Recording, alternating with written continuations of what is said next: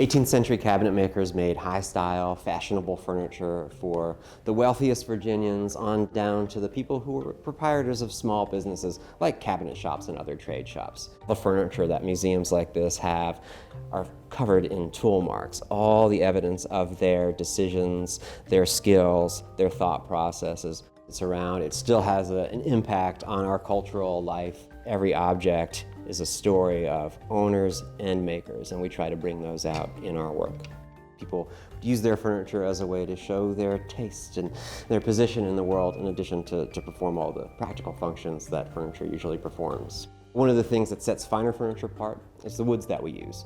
Locally sourced black walnut, cherry, an abundance of southern yellow pines and oak, but very importantly, imported mahogany coming up from places like Jamaica, all part of the British trade networks and systems.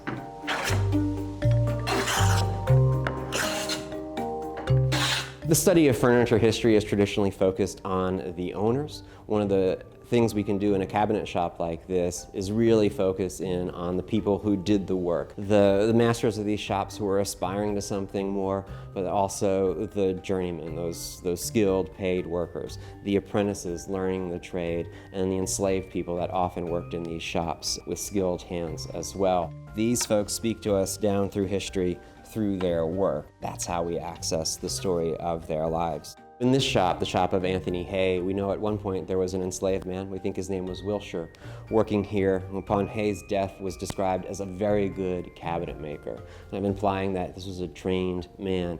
In one of our competitors' shops, that of Peter Scott, at one point he says he's moving out of Virginia and lists for sale all of his possessions, but among them are two men who he describes as being bred to the cabinet maker's business. A crass way to put it, but tells us that these enslaved individuals were trained as cabinet makers.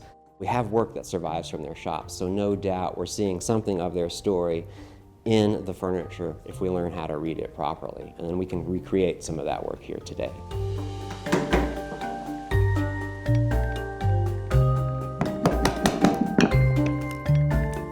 When we look at these objects, we can see them not just as things, but as the sites of countless actions and decisions. Objects are actions, those craft processes, those are stories. So when we see furniture in a museum, think of it not as a thing, but as the site of so many lives coming together, whether it's the consumer or the many makers.